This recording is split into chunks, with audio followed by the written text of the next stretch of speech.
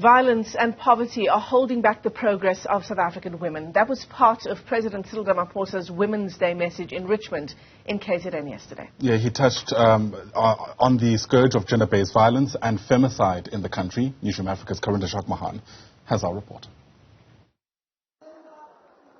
It's been a terrifying year for South African women. 23-year-old Olile Mbata was staying here.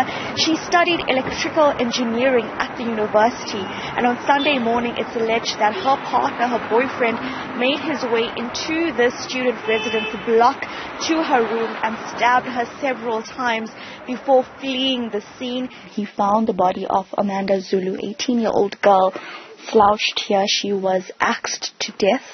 She had bruises across her face, and it's believed that she died on her way to hospital. Judge Hoyo Duarte reading out how Zanele, 65-year-old Zanele, was murdered. She was strangulated, and there were marks on her neck.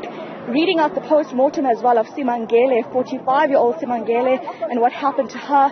And then finally, the most gruesome post-mortem read out was of 7-year-old Zinande. What happened to her? She was raped twice.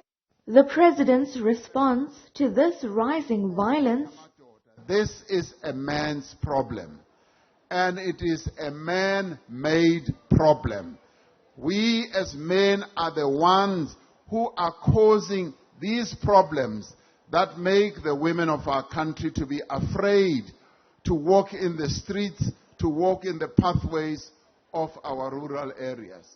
It is a problem of men who have no respect for women, who feel that they can do whatever they like with their girlfriends or their partners because they buy them airtime, they buy them food, they buy them clothes or groceries.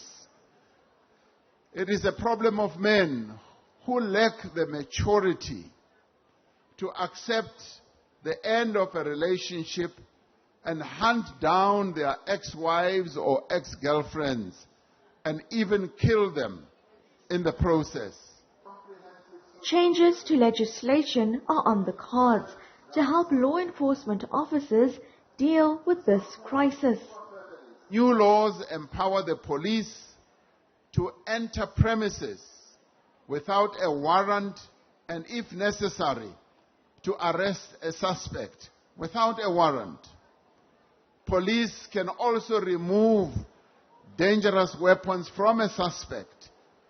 Complainants will be able to apply for protection, a protection order online.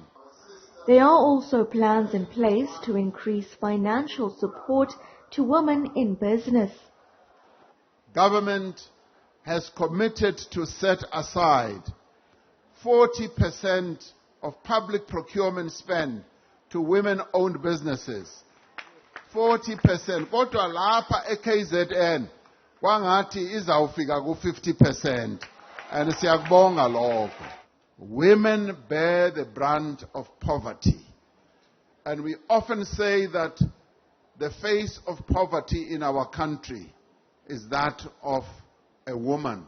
But more importantly, it is that of a black woman.